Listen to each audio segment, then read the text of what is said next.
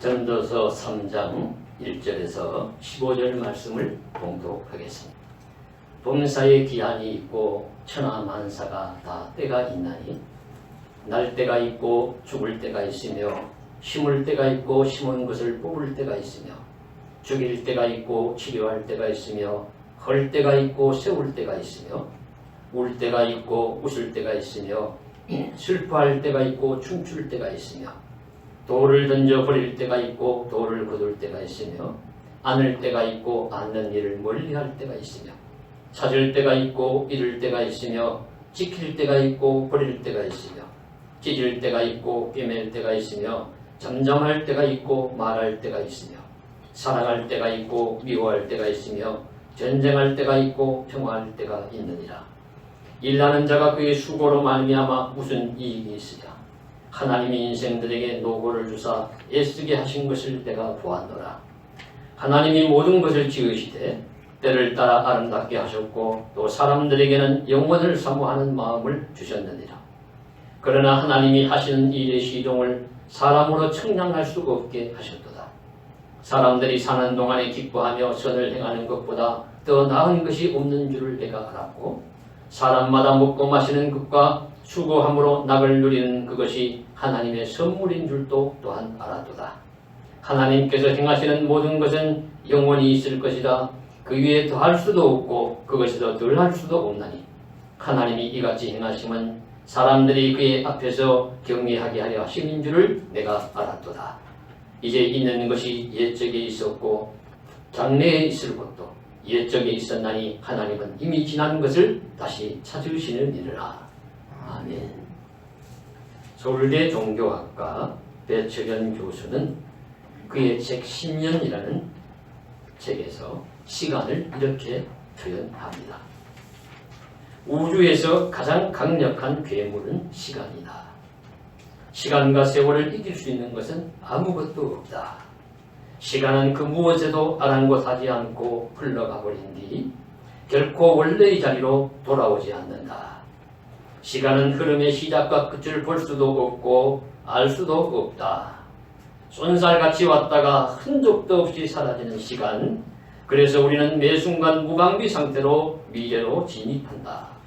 그 결과 우리에게 남는 것은 시간에 대한 회상뿐이며 나의 정체성을 만들어주는 것도 바로 시간의 흔적이자 과거의 순간에 지나지 않는다. 시간에 대한 학자의 이러한 숙고를 일일이 우리가 다 헤아릴 수는 없지만 이 세상에서 가장 힘있는 존재가 시간이라는 말에는 동의하지 않을 수가 없습니다. 이것은 보통 사람들이 하는 말로는 세월은 당할 장사가 없어 라는 말과 같은 말이에요. 세월은 당할 장사가 없어. 그니 그런 말을 하지 않습니까?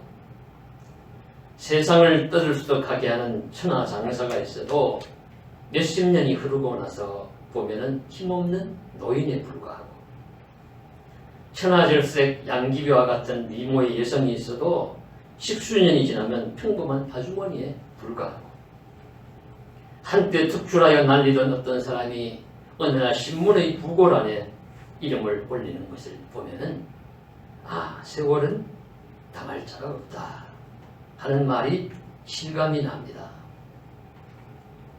그렇습니다.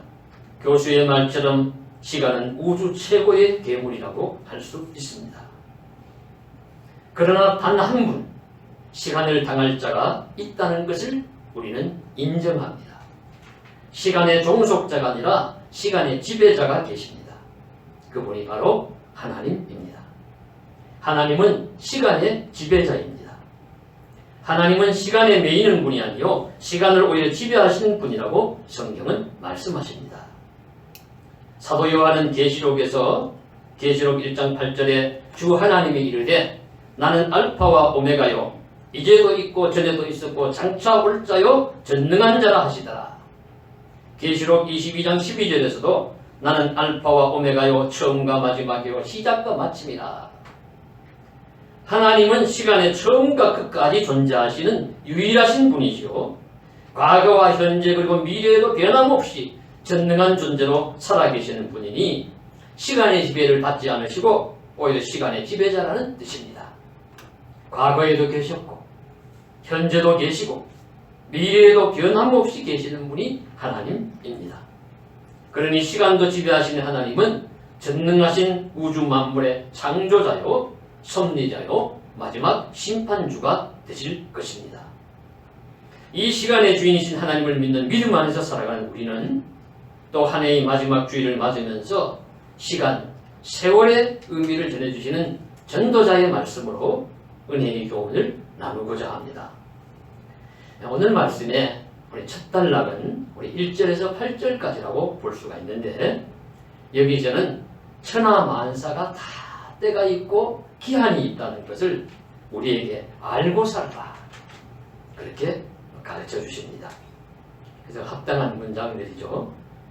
만사가 때가 있다, 시기가 있다는 것을 이제 묘사하고 있습니다.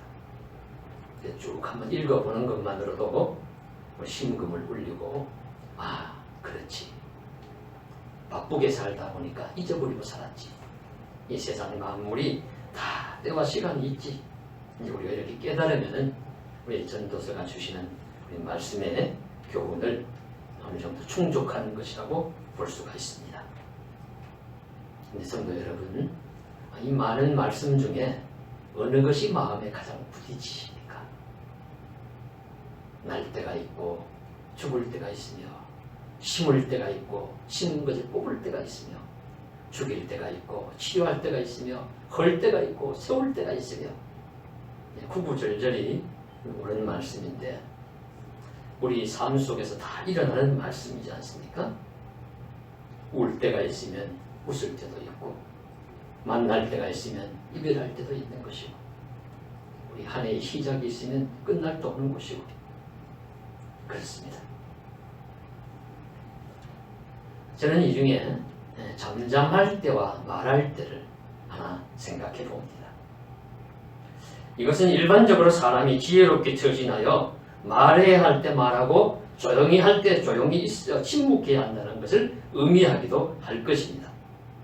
하지만 이 말씀은 소위 영적 전쟁, 거룩한 전쟁을 할 때도 잠잠할 때가 있고 소리칠 때가 있다 하는 것을 극명하게 보여주는 성경의 사건이 있습니다. 바로 우리 출애굽한 이후에 이스라엘 백성이 여리고성을 함락할 때 이야기이죠. 여러분, 성을 고대 시절의 전쟁은 공격하는 쪽이 훨씬 어렵다고 해요. 왜냐하면 이미 성이라는 것은 방어를 위해서 이렇게 돌로 아주 튼튼하게 지어놓은 건물이 있어서 거기서 수비를 하기 때문에 공격하는 편은 기록에 보니까 한 3배 정도 더 강해야 성을 함락시킬 수 있다고 합니다. 그런데 이스라엘은 광야 40년을 지나왔지요. 노인도 있고 어린아이도 있고 불녀도 있고 전부 사람이 용맹한 정리의 병사들도 아니지요. 그런 이스라엘이 아주 고대 시절에 오래된 그 여리고성을 아주 튼튼한 성이라고 해요. 그리고 오래된 고성인 여리고성을 함락시킨다는 것은 사람의 생각으로는 불가능하게 보이고 어렵게 보입니다. 그런데 하나님은 이 전쟁을 위해서 말씀을 하십니다. 칼과 창으로 쳐들어가는 것이 아니라 아무 말도 하지 말고 그 성을 돌아라. 하루에 한 바퀴씩 돌아가는 겁니다. 순서는 제일 앞에 무장한 병사들이 가고요. 그 다음에는 나팔을 부는 제사장들이 따르고 그 뒤에는 하나님의 궤를 맨 제사장들이 궤를 메고 따르고 그리고 그 뒤에는 온 이스라엘 백성들이 따르는 겁니다. 그 행렬이 얼마나 길겠습니까? 그 긴 행렬이 딱 나타나가지고는 성을 한 바퀴 아무 말도 아니냐고 도는 거예요. 침묵하면서 도는 겁니다. 저는 내년도 구약 성서 문답을 적고 있기 때문에 이 말씀을 읽으면서 상상해 보았습니다. 이런 순서로 좋게 우리 200만 명은 된다고 예상을 하는데 장정만 60만 명이니까 그 인원이 성을 돌고 있다. 여리고성에 있던 사람들이 어떻게 생각할까? 아무 말도 하지 않냐고 죽음의 힘 같은 것을 느끼며 침묵하면서 돌고 있습니다. 그런데 이미 또 여리고성 사람들은 마음이 물같이 녹아있다. 지금 두려워하고 있는 중이거든요. 그런데 칼과 창으로 화살을 쏘면서 달려들면 모르는데, 그러면 한번 싸우면서라도 힘이 나겠는데 아무 말도 하지 않냐고 도는 거예요. 아마 더 두려웠을 것이라고 봅니다. 미쳐간다. 차라리 말을 해라. 차라리 공격을 해라. 그들은 안절부절하지 않았을까요? 그런데 그 무서운 침묵 끝에 마지막 날은 7바퀴를 돕니다. 7바퀴를 그 많은 사람들이 하나님의 말씀에 따라서 아무 말도 하지 않고 빙빙 돌다가 마지막 7바퀴를 돈 다음에 하나님이 함성을 질러라, 나팔을 불어라, 와 했든지 무슨 소리를 지르면서 나팔을 크게 온 백성이 소리를 지르니까 그만 여리고성이 와르르 무너져 내렸다 하는 말씀은 우리들에게 주시는 메시지, 교훈들이 많이 있습니다.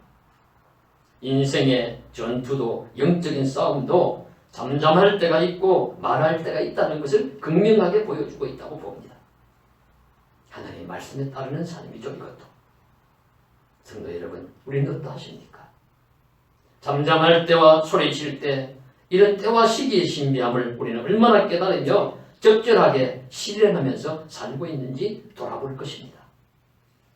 내가 가진 권세가 영원히 지속될 줄 알고 살다가 어느 날 끝난 날이 있다는 것을 안다면, 내가 가진 건강도 어느 날 멈추고 병들 때가 있다는 것을 안다면, 내가 가진 재물도 어느 날 속절없이 날아가 버릴 때가 있다는 것을 안다면, 우리가 이렇게 안다는 것만으로도 얼마나 더 겸손하게 살아갈 수 있을까요? 얼마나 더 하나님 앞에 순종하며 살아가기를 힘쓰지 않겠습니까? 오늘 말씀을 읽으면서 범사에 기한이 있고 천하만사가 다 때가 있다는 진실을 기억하십시다. 그리하여 하나님과 사람 앞에 더욱 겸손하기를 바라고, 말씀대로 무엇인가를 해야 할 때와 하지 말아야 할 때를 분별하는 지혜를 얻기를 원합니다. 그리하여 하나님이 원하시는 대로 살기를, 우리의 삶도 좀 더 합당하고 복된 길을 걸어갈 수 있기를 주님의 이름으로 간절히 소망합니다. 오늘 말씀의 두 번째 내용은 9절 10절입니다. 범사에 때가 있음을 설파한 다음에 전도자는 자신이 목격한 인생의 모습을 이렇게 표현합니다.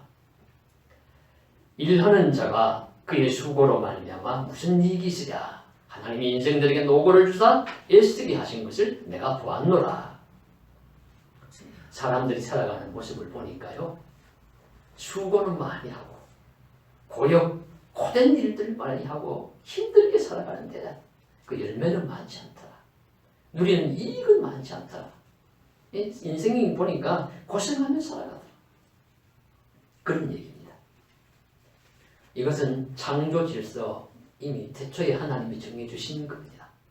인간이 자초한 거죠. 하나님의 말씀을 어김으로써 창세기 3장 우리 17절 이쪽에 보면은 뭐라고 말씀하시면, 사람에게 내 이마에 땀이 흘러야 식물을 먹을 것이다. 내가 수고하고 힘써요.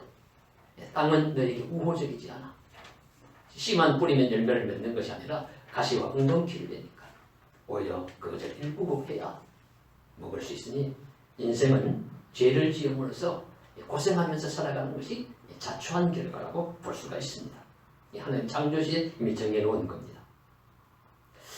그래서 오늘날 또 우리 자신들이나 사람들의 삶을 보면은 참 고단하게 살아요. 제가 새벽에 나오다가 보면은 이미 쓰레기차, 청소차가 돌아다니고 일찍 다니는 시내버스가 다닙니다. 물론 사람들은 타고 있지 않지만 운전하시는 분들이 있습니다. 일하시는 분들이 다 있습니다. 일찍 나와야 되죠. 제가 사는 아파트에는 제가 내려오면은 1층 101호 앞에는 항상 벌써 그 시간에 쿠팡 물건 박스가 거의 매일같이 도달해 있어요. 그걸 보면서 아유, 이 물건을 배송을 받아가지고 이 시간 전에 이미 갖다 놓으려면 이분은 몇 시에 도대체 나와야 될까? 그런 생각을 하게 되면서 참 어렵고 힘들겠다 생각을 합니다.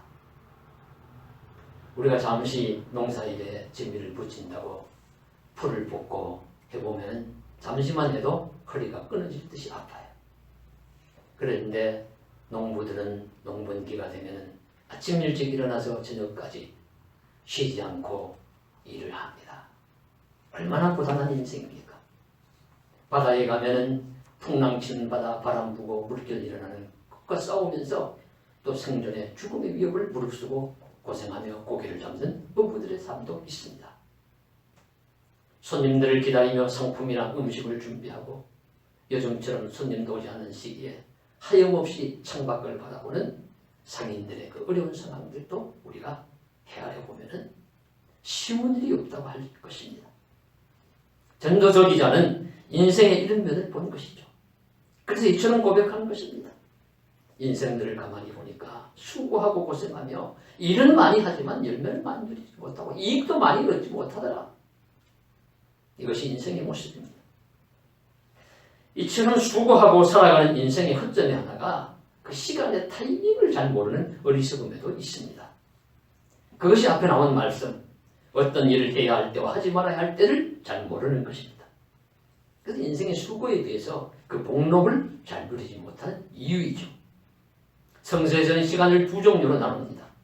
하나는 크로노스라는 시간, 하나는 카이로스라는 시간이죠. 크로노스는 일상적인 평범한 시간입니다. 일반적으로 흘러가는 양적인 시간입니다. 카이로스는 그러나 수직적인 시간, 결정적인 시간, 질적인 시간, 하나님 개입하시는 변화를 시키는 결정적인 시간입니다. 모세가 평소에 하염없이 살아가던 광야 40년의 세월은 크로노스의 세월이라고 한다면 때가 찼을 때 40년이 지났을 때 떨기나무 불꽃 앞에서 하나님의 음성을 듣고 하나님을 만나고 계시를 받고 사명을 받은 그 시간은 모세의 인생을 변화시키고 이스라엘 역사를 변화시키는 카이로스의 시간입니다.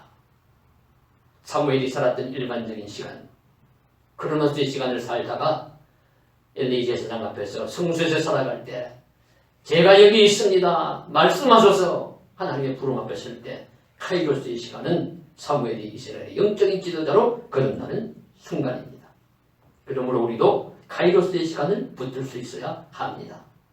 우리도 카이로스의 의미 있는 질적인 시간을 붙잡아 나의 시간으로 만들어갈 수 있다면 그 시간은, 그 사람은 의미 있는 인생이 될 것입니다. 그래서 물론 인생이 누구나 고단한 것 같아요. 누구나 일이 많고 모세라고 사무엘이라고 일이 없었던 거 아니죠. 일반 사람보다 더 힘들고 더 어려운 일도 많았습니다. 그러나 카이로스의 시간을 붙든 사람은 의미 있는 인생. 그걸 지나고 나면은 내 인생이 허망하고 보잘것없고 아무 쓸모없더라는 그런 고백을 하는 것이 아니라 의미가 있었다. 인생에 보람이 있었다. 하나님 앞에 가치가 있었고 참 귀한 일도 많았다. 그렇게 고백할 수 있는 것이죠. 그래서 모세가 10편 90편 10절에 그 인생을 돌아보면서 이렇게 이야기합니다. 우리의 연수가 70이요 강건하면 80이라도 그 연수의 자랑은 수고와 슬픔뿐이요 신속기간이 우리가 날아가나이다. 아주 절절히 아주 정확한 표현입니다. 우리 연세 많으신 70, 80 넘으신 권사님들, 집사님들 생각해 보십시오. 지나가신 시간이 신속히 날아가지 않았습니까? 지나가는 세월이 수고와 슬픔이 많지 않으셨습니까? 그러나 하나님을 사랑하고 하나님이 주신 의미 있는 시간, 카이로스의 시간을 우리가 붙들었다면 우리 삶이 허망하다고 막 탄식만은 하지 않을 것입니다. 그래서 우리 신앙인의 시간에는 하나님이 개입하시고 질적으로 우리의 삶을 변화시키는 카이로스의 삶이 있기 때문에 결코 허무한 인생만이 아닌 것을 우리가 믿고 그 부분을 믿음으로 말씀 안에서 확신하면서 카이로스의 시간이 다가올 때 붙들 수 있는 하나님의 은총의 역사, 지혜의 역사가 일어나기를 간절히 소망합니다. 그러면서 좀 더 진행해 볼 때 모든 인생이 허무하고 허탄한 것이 아니고 고통스럽고 슬픈 것만이 아니라 하나님이 의미 있는 인생도 만들어 주시는데 그 말씀을 오늘 세 가지로 말씀해 주시는데 간략하게 보겠습니다. 첫째가 하나님은 우리로 하여금 하나님 자신이 만드신 만물의 아름다움을 보고 즐길 수 있도록 하셨습니다. 그래서 11절에 하나님이 모든 것을 지으시되 때를 따라 아름답게 하셨고 13절에 사람이 먹고 마시고 수고함으로 낙을 누리는 그것도 하나님의 선물이라고 하셨습니다. 이 세상에는 슬프고 어려운 일도 많지만 기쁘고 즐거운 일도 있는 겁니다. 울고만 있는 것이 아니라 기쁨으로 웃을 때도 있는 것입니다. 그래서 우리를 즐겁게 하는 것들 중에 하나가 무엇이냐면 하나님이 만드신 만물의 아름다움을 보는 것이 들어있습니다. 이 부분은 인생의 즐거움 중에서 매우 큰 부분입니다. 제 컴퓨터를 켜면은 저절로 세계의 명장면에 대한 사진이 뜹니다. 그 사진들만 보아도 이 지구라는 푸른 별 하나 안에도 말로 표현하기 어려운 아름다운 명소들이 얼마나 많은지 실감을 할 수 있습니다. 누가 보아도 입이 딱 벌어질 만한 아름답고 신비한 경치들이 즐비합니다. 신비한 사막의 모습, 바다와 산이 어우러진 경치, 고대의 성곽과 그를 끼고 흐르는 강 등등 절경들이 너무 많아요. 그리고 신기한 또 동물들이 떼를 지어 있는 것도 아주 영상을 사진을 통해서 얼마나 또 아름답게 찍었는지 보면 참 깜짝 놀랄 정도로 아름다운 모습들이 많이 있습니다. 그래서 한번 가보고 싶다 마음이 들죠. 하나님이 모든 것을 지으시되 때를 따라 아름답게 하셨다는 표현이 꼭 맞습니다. 그래서 우리는 하나님 만드신 세계 만물을 보면서 우리 즐길 줄도 알아야 된다. 아마 그것을 우리가 말씀 속에서 깨닫습니다. 내리는 눈과 설경의 아름다움도 보고 즐기십시오. 형석색색 피어나는 꽃들도 보면서 즐거워해야 합니다. 이제 겨울 지나고 봄이 오면 온통 들판에 자라는 풀들을 보고서라도 즐거운 마음을 갖기를 원합니다. 만사가 헛되고 헛되라고 많이 노래한 이 전도서 안에도 이런 즐거움을 누리라는 취지의 말씀이 있음을 기억하시고 하나님이 주신 것들에 대한 감사와 즐거움도 누리면서 살아가실 수 있기를 간절히 소원합니다. 그 다음에 둘째는 사람이 사는 동안에 기뻐하며 선을 행하는 것보다 더 나은 것이 없는 줄 내가 알았다. 우리 12절에 그렇게 말씀하십니다. 사람의 삶을 가만히 보니까요, 기쁨으로 선을 행하는 자가 있는 겁니다. 자신도 기쁨으로 선을 행할 때가 있어요. 그때 행복한 겁니다. 그때 마음이 즐거운 거예요. 참 인생이 보람이 있다 이렇게 깨닫는 거죠. 그래서 잠언 3장 27절에도 내 손이 선을 베풀 힘이 있거든 마땅히 받을 자에게 베풀기를 아끼지 말며 갈라디아서 6장 9절 우리가 선을 행하되 낙심하지 말지니 포기하지 않는 때가 이르며 거두리다. 기쁨, 즐거운 마음을 행하는 선을 행하는 것 속에는 우리의 행복이 들어있습니다.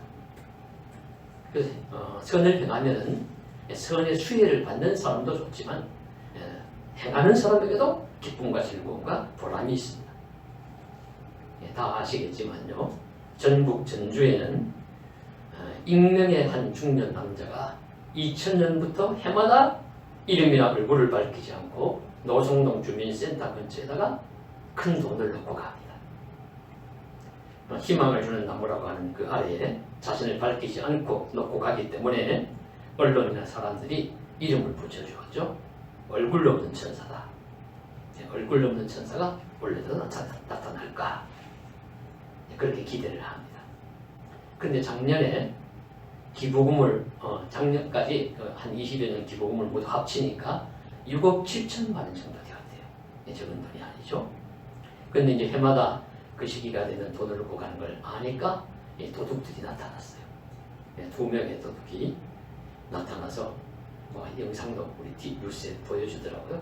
차를 세우면 막 와가지고 들고는 차를 타고 가버려요. 놓고 가는 사람이 있으면 훔쳐가는 사람도 있습니다. 그래서 그걸 보면서 이렇게 두고 베푸는 사람이 행복할까, 훔쳐가는 사람이 행복할까 생각해 보니까 놓고 가는 사람이 행복할 거다. 그분도 나름대로 그렇게 하시면서 즐거움과 나름대로 의미와 기쁨이 있으니까 하시는 것 아니겠습니까?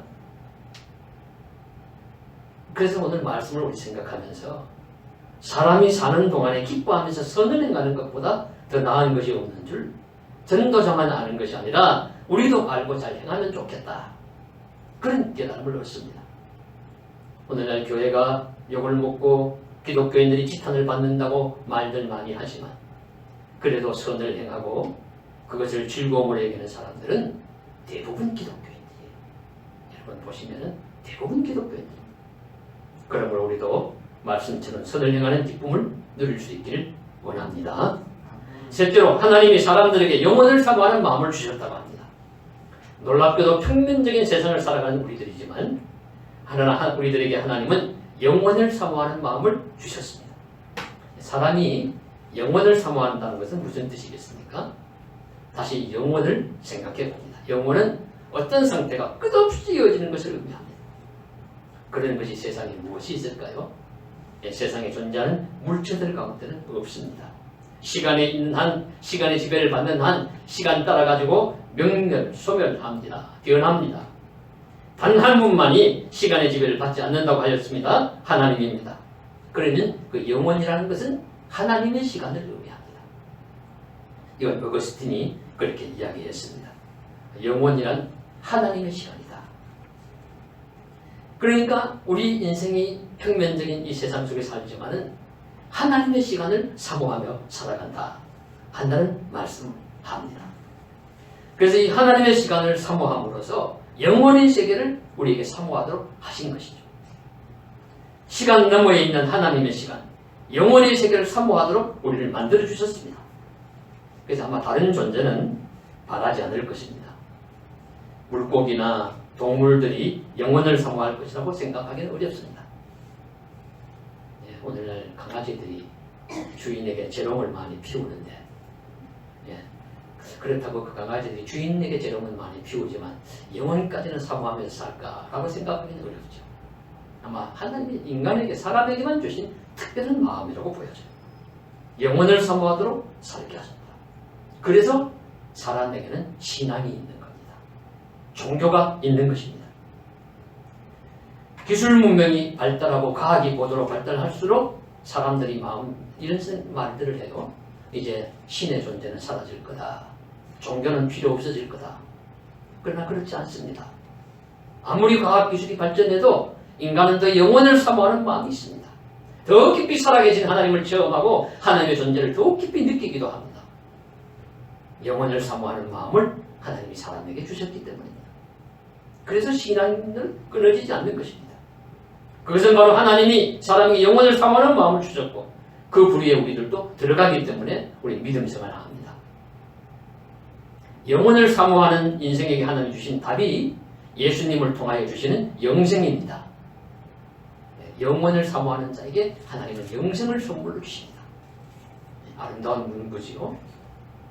하나님은 영혼을 사모하는 사람에게 마음을 사람에게 주셨고 그 영혼을 사모하는 사람을 하나님을 믿고 사는 사람들에게 은혜와 선물로 주신 것이 영생이라는 것입니다.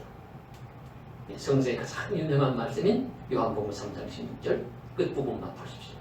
이는 그를 믿는 자마다 멸망하지 않고 영생을 얻게 하려 하십니다. 영생을 얻게 하려 하십니다. 말씀해 주셨습니다. 요한복음 3장 36절에 아들을 믿는 자에게는 영생이 있고 예수님을 믿는 자에게는 영생이 있고 말씀하시고 있고 10장 28절에서는 내가 그들에게 영생을 주노니 영원히 멸망하지 아니할 것이요 아무도 나에게서 빼앗아갈 자가 없다. 목자 대신 주님 앞에 양이 된 우리들의 하나님이 주님이 지켜주셔서 영원히 지켜주셔서 영생을 주시기 때문에 영생하도록 살아갈 수 있는 존재가 될 것이라는 말씀해 주시고 있고요. 바울 사도는 로마서 6장 29절에 죄의 삭선 사망이요 하나님의 은사는 그리스도 예수 우리 주 안에 있는 영생이니라 선언하시고 있습니다. 그러면서 아주 특별한 말씀이 하나 요한복음 5장 24절에 나오는데 잘 아시는 말씀입니다. 내가 진실로 너희에게 이르노니 내 말을 듣고 또 나 보내신 이를 믿는 자는 영생을 얻었고 나를 믿고 내 보내신 자를 믿는 자는 영생을 얻었고 라는 이미 획득한 것으로 말씀을 해주심으로써 오늘날 우리들이 영생이라는 것은 미래의 영원히 살아간다는 것만을 바라는 것이 아니라 오늘 이미 영원히 살고 있다는 것을 깨닫게 해주신 겁니다. 이 기독교 신앙의 신비입니다. 우리가 이 땅에서 예수를 믿음으로 새 생명으로 살아가죠. 예수님을 진심으로 믿고 기쁜 은혜를 체험한 우리가 거듭났다고 합니다. 우리 어머니에게서 부모님으로 물려받던 옛사람의 생명이 끝이 나고 새 사람으로 주님 주신 새 생명으로 살아간다는 뜻입니다. 이제 죄와 죽음의 법에서 지배를 받는 옛사람은 죽었다고 선언하고 죄와 사망에서 해방된 새 생명으로 살아간다고 우리는 믿습니다. 그것이 육신의 죽음 이후에도 그 생명은 영속되는 것입니다. 영원히 하나님의 나라에 하나님의 시간으로 들어가는 것입니다. 그것이 바로 영생이라고 부르는 것입니다. 우리는 영생을 살아가는 존재입니다. 말씀을 맺습니다.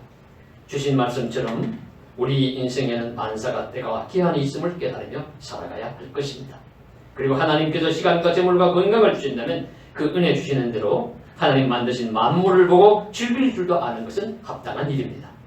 늘 울며 고통스럽게 살기만을 원하지는 않으십니다. 지으신 만물을 아름답게 하신 것은 우리로 하여금 보고 느끼며 즐기라고 하신 하나님의 뜻도 있는 줄로 믿습니다. 그리고 기쁨으로 선을 행하며 사는 것보다 더 나은 삶이 없다는 말씀을 기억하면서 기회되는 대로 선을 행하는 지혜로운 삶을 살기도 원합니다. 그리고 하나님 주신 영혼을 사모하는 마음으로 예수님을 잘 믿으면 우리는 영생을 얻을 것입니다. 그 영생은 현재도 누릴 뿐 아니라 미래까지 영원히 지속되는 은총입니다. 그 놀라운 영생을 누리는 저와 여러분 되시기를 주님 이름으로 간절히 소망합니다. 기도드리겠습니다. 사랑하는 하나님, 때와 시기 적절한 것을 알아서 해야 할 것과 하지 말아야 할 것, 그 때와 시기 타이밍을 놓치지 않는 지혜로운 삶을 살게 하시고 하나님의 카이로스의 시간에 편입되고 또 우리가 손에 붙잡고 살아가서 우리 인생길이 의미 있는 인생길이 되게 하여 주옵소서. 간절히 원하옵기는 우리 인생 삶이 우리 힘들고 어려운 일 많지만 그러나 그 가운데서도 우리 기쁨으로 선을 행한다면 참 의미 있고 보람 있는 일인 줄로 믿습니다. 그런 일도 잘 감당할 수 있도록 힘주시고 또 하나님 주신 말씀처럼 우리가 하나님께서 주신 은혜대로 모든 삶을 믿음으로 잘 살아서 하나님 앞에서 또 영혼을 사모하는 마음으로 하루하루 살아갈 때 우리 예수님을 통해서 영생을 우리에게 허락해 주심으로 가장 의미 있고 복된 인생길이 될 수 있을 줄로 믿습니다. 그 은혜의 삶이 되도록 역사하여 주옵소서. 주 예수님을 받들어 간절히 기도드리옵나이다. 아멘.